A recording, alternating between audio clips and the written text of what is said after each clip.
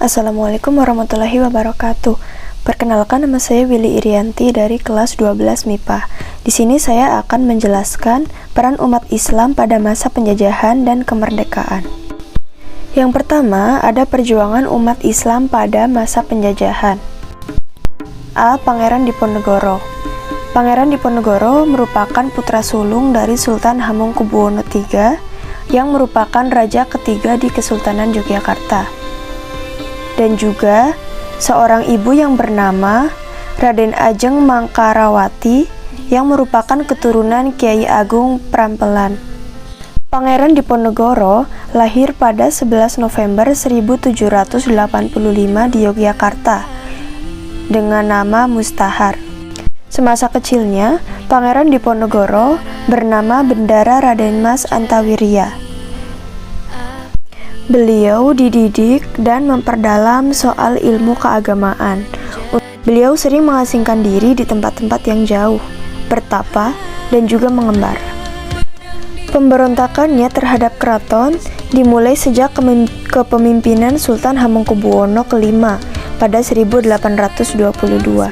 Saat itu, Pangeran Diponegoro menjadi salah satu anggota perwalian yang mendampingi Hamengkubuwono V yang baru berusia 3 tahun. Nah, pada saat itu Pangeran Diponegoro yang menyadari maksud dan tujuan siasat Belanda itu menganggap bahwa kedudukannya sebagai wali sultan bertentangan dengan aturan-aturan agama, sehingga ia menolak pengangkatan tersebut oleh residen Belanda. Salah satu peristiwa penting yang tidak bisa kita lupakan dalam sejarah adalah Perang Diponegoro.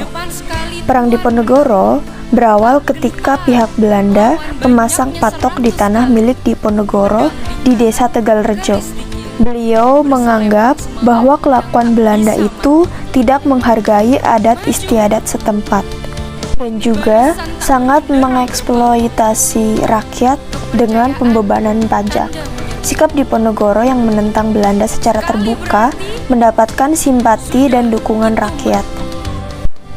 Pangeran Diponegoro menyatakan bahwa perlawanannya adalah perang sabil, perlawanan menghadapi kaum kafir.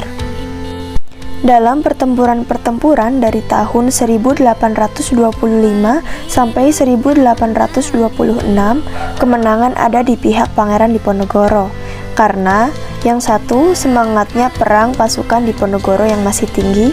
Kedua, siasat gerilya yang dilakukan Diponegoro belum tertandingi. Dan yang ketiga, sebagian pasukan Belanda masih berada di Sumatera Barat dalam rangka Perang Padri. Karena itu tawaran Belanda untuk melakukan perdamaian selalu ditolak oleh Diponegoro.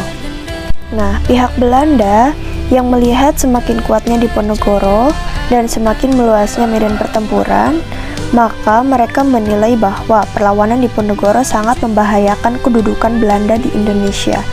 Sehingga pada tahun 1829, Pangeran Mangkubumi dan Alibasya Sentot Prawirodirjo mengambil keputusan menyerahkan diri sebelum dikalahkan. Sampai pada tahun 1829 itu, kira-kira ada 200.000 pasukan Diponegoro telah gugur.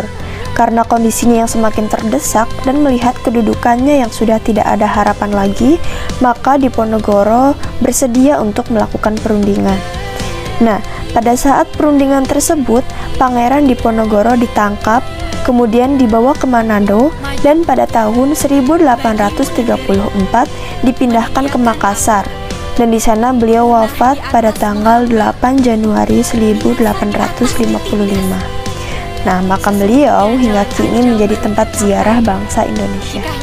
Sebagai penghargaan atas jasa Pangeran Diponegoro dalam melawan penjajahan, pada pemerintahan Presiden Soekarno, tanggal 8 Januari 1955, pernah menyelenggarakan Haul Nasional memperingati 100 tahun wafatnya Pangeran Diponegoro. Sedangkan pengakuan sebagai pahlawan nasional diperoleh Pangeran Diponegoro pada tanggal 6 November tahun 1973 melalui Kepres nomor 87 TK tahun 1973. Nah, Cukup sekian dulu penjelasan dari saya. Semoga bisa bermanfaat dan mohon maaf bila ada kesalahan dalam perkataan ataupun dalam materinya. Terima kasih. Wabillahi taufik wal hidayah. Wassalamualaikum warahmatullahi wabarakatuh.